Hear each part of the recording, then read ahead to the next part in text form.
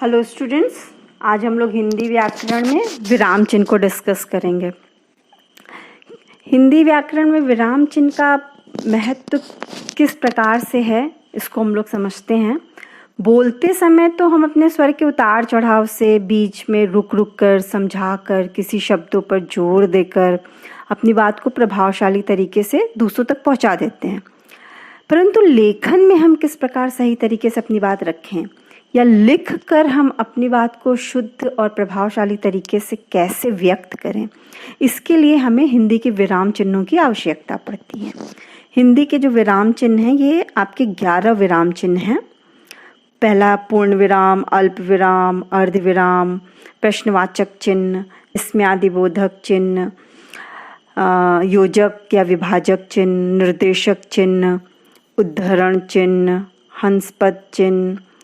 हंसपद चिन्ह को त्रुटिपूरक चिन्ह भी कहते हैं, कोष्टक चिन्ह, लाघव चिन्ह।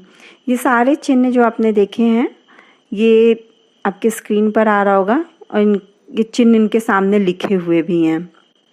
आइए आगे बढ़ते हैं। पूर्ण विराम चिन्ह, हम जानते हैं पूर्ण विराम चिन्ह अपने नाम से स्पष्ट है। जब कोई वाक्य खत्म होता है तो उसकी समाप्ति पर हम पूर्ण विराम चिन्ह लगाते हैं। जैसे आज बहुत सर्दी है, पूर्ण विराम चिन्ह। आज वे घर पर ही पढ़ेंगे और खूब खेलेंगे, पूर्ण विराम चिन्ह। छोटे बच्चे आज स्कूल नहीं गए, पूर्ण विराम चिन्ह। आज का दिन उनका सबसे अच्छा दिन है, पूर्ण विराम चिन्ह। अल्प विराम, अल्प विराम का प्रयोग हम कैसे करते हैं, देखिए। मैं अल्प विराम, तुम और कान्हा मिलजुल कर सवाल हल करेंगे। हाँ, अल्प विराम, मैंने ठीक कहा। नहीं, अल्प विराम, तुमने अपनी बात ठीक प्रकार से नहीं कही। देखो, अल्प विराम, वे दोनों आ रहे हैं। माँ ने कहा, वह बोला।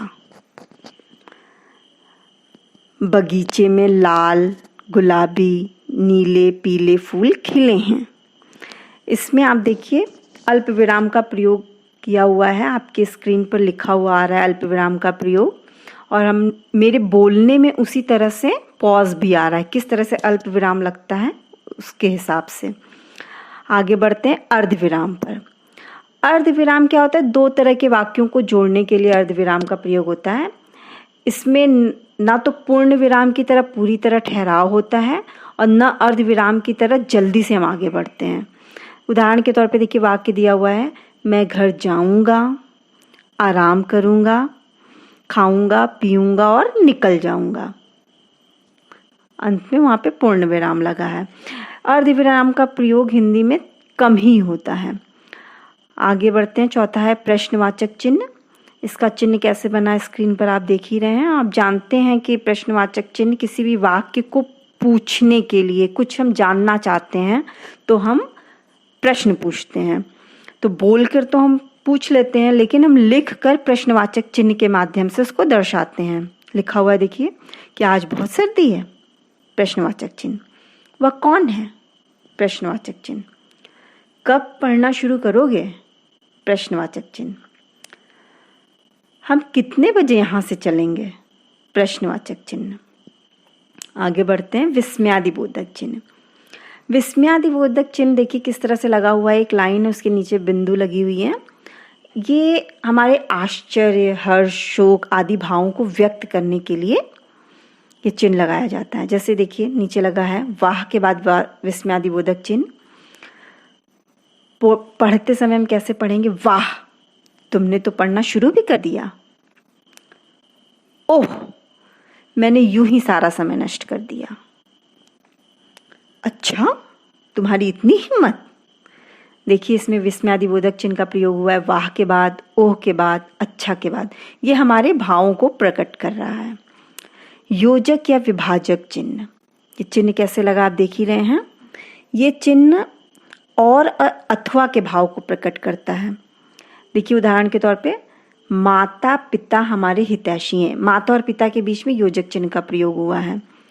सच झूठ का फैसला इतना आसान नहीं, सच और झूठ के बीच में योजक चिन्ह का प्रयोग हुआ है। कभी कभी पढ़ भी लिया करो। जब एक ही शब्द को 2 बार लिखा जाता है तो भी योजक चिन्ह का प्रयोग होता है। मेरा छोटा सा काम कर दो, किसी भी शब्द के साथ अगर सा लगा है तो योजक चिन्ह का प्रयोग कभी कभी हो जाता है।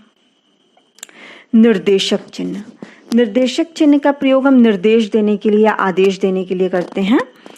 और नाटक में देखिए इसका प्रयोग कैसे होता है। राजा, तुम्हें क्या कष्ट है? द्वारपाल, विवेकानंद ने कहा के बाद निर्देशक चिन्ह, उन्होंने क्या कहा अब इसके आगे लिखा जाएगा। तुम्हारा ही कथन था के बाद निर्देशक चिन्ह, उसके बाद जो भी कथन रहा होगा उसको एज इट इज लिख देना होता है। ऊपर का ये छूट गया पार्ट। निर्देशक चिन्ह में देखिए ऊपर लिखा हुआ है आदेश, निर्देश आदि के पश्चात इस चिन्ह का प्रयोग किया जाता है। और देखिए निर्देशक चिन्ह बना हुआ है, निर्देश दिया हुआ है, नीचे लिखे प्रश्न को पढ़िए और फिर निर्देशक चिन्ह। ठीक, आगे बढ़ते हैं उदाहरण चिन्ह पर। उदाहरण चिन्ह जो है देखिए यहाँ बना हुआ है, 2 प्रकार का होता है, इकहरा उदाहरण चिन्ह और दोहरा उदाहरण चिन्ह। इकहरा उदाहरण चिन्ह किसी विशेष किताब, पुस्तक या किसी विशेष व्यक्ति के नाम के साथ में हम लगाते हैं। जैसे गीता में कर्म योग की बातें लिखी हैं, तो गीता जो एक विशेष किताब है इसलिए हम इसमें इकहरे उदाहरण चिन्ह का प्रयोग करते हैं। रविंद्रनाथ टैगोर को हम रविंद्र नाम से भी पुकारते हैं, तो इसमें रविंद्र को हमने इकहरे उदाहरण चिन्ह से दर्शाया है। यह कविता सूर्यकांत त्रिपाठी निराला ने लिखी है। सूर्यकांत त्रिपाठी जी को निराला के नाम से जाना जाता है, तो अगर निराला को इकहरे उदाहरण चिन्ह के साथ हमने अगर लिखा है तो इसका मतलब कि हम सूर्यकांत त्रिपाठी निराला जी के बारे में बात कर रहे हैं। हम अपनी किसी सोच को बताने के लिए भी इकहरे उदाहरण चिन्ह का प्रयोग करते हैं। जैसे मैंने सोचा मैं यहाँ क्यों आया हूँ, तो हम इसे इकहरे उदाहरण चिन्ह के साथ दर्शाएंगे। दोहरे उदाहरण चिन्ह का प्रयोग हम कब करते हैं? किसी कथन को जैसे का तैसा उतारते समय हम दोहरे उदाहरण चिन्ह का प्रयोग करते हैं। यानी कि हमने जो बात कही है उस बात को उसी तरीके से सामने वाले को बताते समय अगर हम कह रहे हैं तो हम दोहरे उदाहरण चिन्ह के साथ कहेंगे। गांधी जी ने कहा अंग्रेजों भारत छोड़ो, तो गांधी जी की कही बात अंग्रेजों भारत छोड़ो हम एज इट इज़ यहाँ पर लिखा हुआ है। अपनी बात कहते समय मैंने कहा मैं सदा अहिंसा का पालन करूंगी। जो बात हमने कही है वो जैसी कही है, जैसी की तैसी हमने दोहरे उदाहरण चिन्ह के साथ लिख दिया है। हंसपद चिन्ह, हंसपद चिन्ह को हंसपद या त्रुटिपूरक चिन्ह भी कहते हैं। ये हम तब प्रयोग करते हैं जब हमसे लिखते समय गलती हो जाए, कोई चीज़ हमसे छूट जाए, तो हम हंसपद चिन्ह के साथ उसको लिखते हैं। जैसे देखिए नीचे लिखा हुआ है हमारे यहाँ बहुत दूर से मेहमान आए हैं, तो इसमें दूर से छूट गया था लिखते समय, तो उसमें हंसपद चिन्ह के साथ इसको लगा दिया गया। तुम्हारे पास कुछ रुपए और पैसा छूट गया है, तो उसको हंसपद चिन्ह के साथ लगा दिया है या नहीं। आगे बढ़ते हैं कोष्टक चिन्ह। 3 प्रकार के कोष्टक होते हैं। लेखन में प्रायः 3 प्रकार के कोष्टक चिन्ह का प्रयोग किया जाता है। नाटक एकांकी में स्थिति, स्थान और किसी अन्य क्रिया को स्पष्ट करने के लिए, जैसे उदाहरण के तौर पे देखिए अगर कोई नाटक है तो उसमें अगर कोष्टक चिन्ह लगा हुआ है और उसके अंदर कुछ लिखा तो इसका मतलब ये सीन चल रहा है, यहाँ पे कोई डायलॉग नहीं है। बच्चा धीरे धीरे आता है और चुपचाप बैठ जाता है। रात का समय, हवा की साए साए की आवाज़ और हाव भाव को प्रकट करने के लिए भी हम कोष्टक का प्रयोग करते हैं। जैसे सैनिक जोश से बोला भारत माता की जय। अब रोगी बच्चा मरी सी आवाज में बोला भारत। लाघव चिन्ह ये है।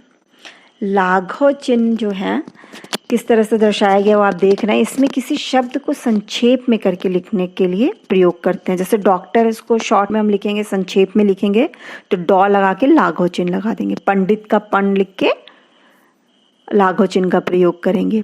कृपया पन्ना उलटिए, इसको हम शॉर्ट में या एक चिन्ह के जैसे लिखेंगे, क्री प उ और लाघव चिन्ह का प्रयोग करेंगे। आज के समय में धीरे धीरे लाघव चिन्हों की भाषा प्रचलन में आती जा रही है। Thank you students.